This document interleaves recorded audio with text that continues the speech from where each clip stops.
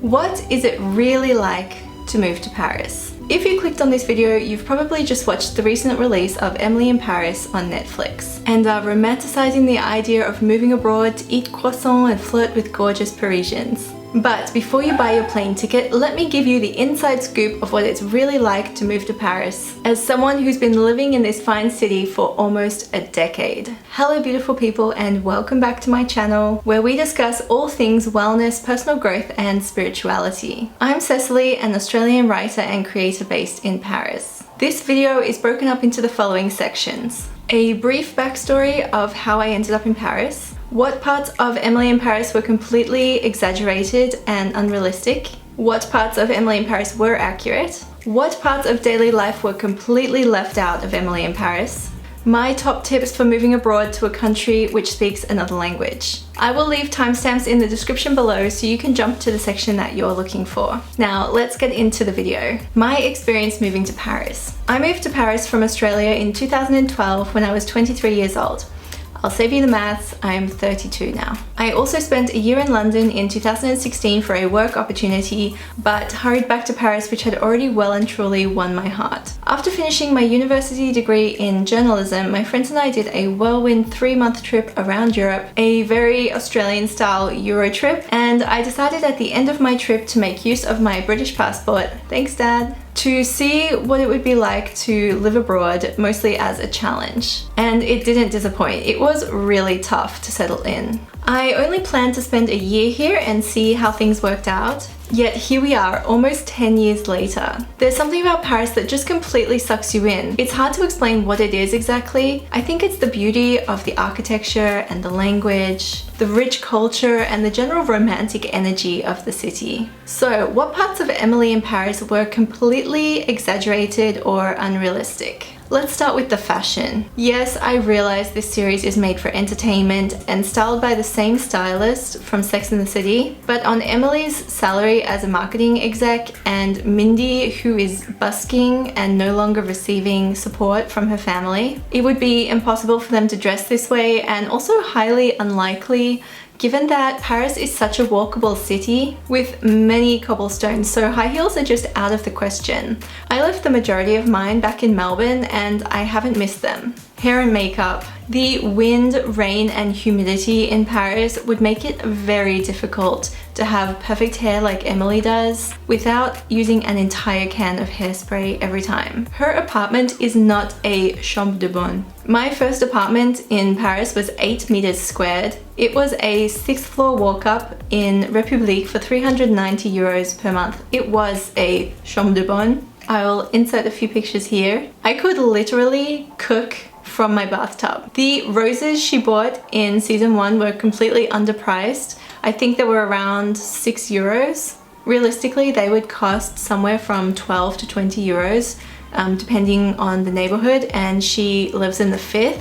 So it could have been even more. Madame Pipi, I've never heard this expression used here. To me, it seems like quite a disrespectful way to speak about someone who is just earning an honest living. Hosting a dinner party outside without a permit. It just wouldn't happen. If you tried, you would likely receive some unwelcome guests dropping by or angry neighbors. A picnic in a park, yes, 100%. All through the summer, people are having picnics in the park, but not a dinner party in the street. Her romance with Alfie. I actually found him quite believable in the beginning when he was portrayed as quite an arrogant Londoner working in finance. But overnight he seemed to fall for her to the extent of wanting a long-distance relationship. From my experience dating in London when I was 26, this seems quite far-fetched. Based on his age, approximately 30 years old, most guys that age in London are just looking to enjoy themselves freely. They're finally making a good living and they just want to have fun. There is a different culture when it comes to dating in London versus Paris. And if I were to generalize, I would say that French men are much faster to commit to a relationship.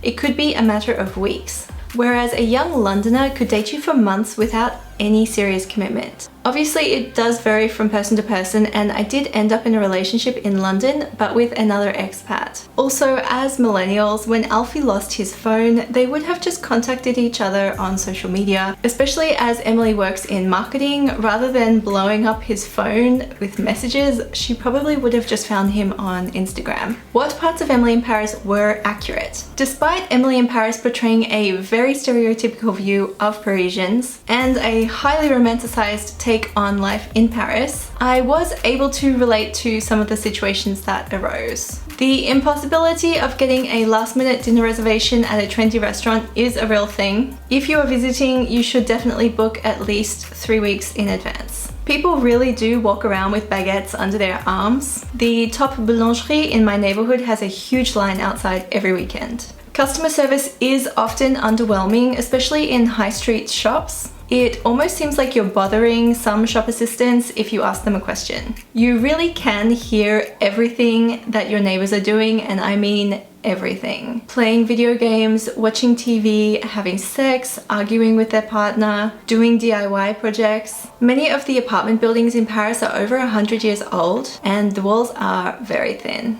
The work laws and regulations in France are very strict, and managers do respect them. So no, people don't work on weekends. Sundays especially are for relaxing, and it's only in recent years that more shops are beginning to be open on Sundays. However, the portrayal in season 1 of the French as lazy or not hardworking is just completely inaccurate in my opinion. French have a different work-life balance. Employees might arrive between 7:30 and 10:30 in the morning, depending on their family situation and their arrangement with their employer, and leave after a full day's work between 4:30 and 7:30 p.m. in general. Taking a lunch break for 1 to 2 hours is completely acceptable, especially to exercise, but most people won't leave the office before 6 p.m.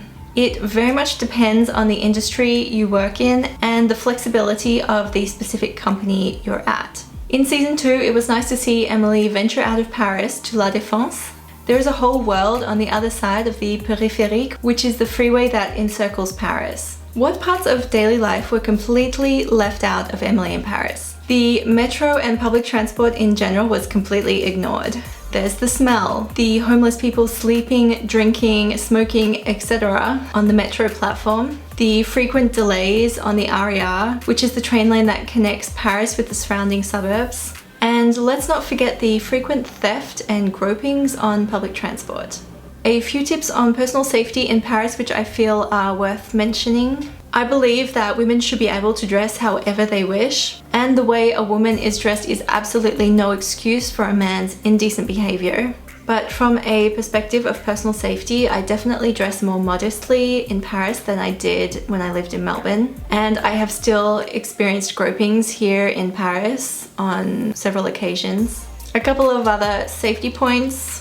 Don't sit on a park bench with your bag and phone sitting openly next to you, and close your eyes as Emily did. Always accompany your pregnant friend to the metro or taxi after dark. Wear a bag which zips closed and can be securely attached to you.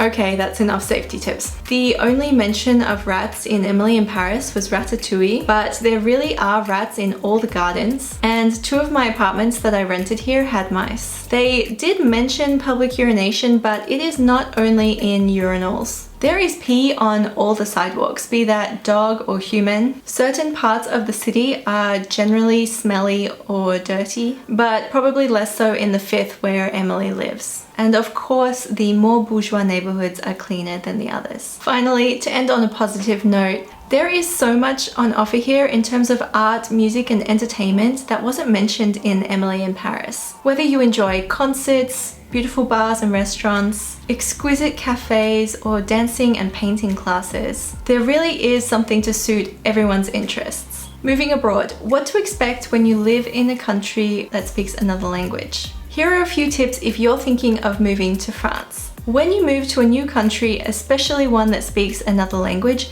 it is up to you to make the effort to assimilate. And that means learning the language. One of the best ways to learn French is to practice speaking with French colleagues, friends, or romantic partners. Unlike Emily, who spoke English with everyone she knew.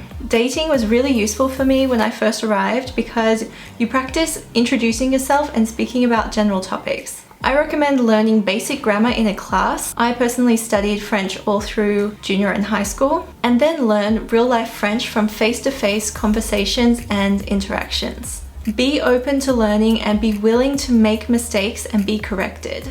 Be aware that the French you learn in school is more formal than how people actually speak here, but it is really great to have that foundation. Now, when it comes to making friends, Parisians have the reputation of being cold and unfriendly. However, if you make an effort to speak their language, you will find that they are, for the most part, really great people. Also, having something in common with them, such as a fitness club, working at the same company, living in the same apartment building, or walking your dog in the same park, will help them to open up and build a relationship. Be prepared for a challenge. French bureaucracy is exhausting. Although systems have improved drastically in the last couple of years with a lot of it moving online. But even getting set up with an apartment, bank account, SIM card, and job is super challenging. So you need to be resourceful and persistent if this is something that you really want to pursue. When all is said and done, moving to Paris was probably the best thing that I ever did. I've met so many beautiful people and shared such amazing experiences here. I encourage you to come over with an open mind and embrace French culture for all that it is, rather than trying to compare it to your local culture,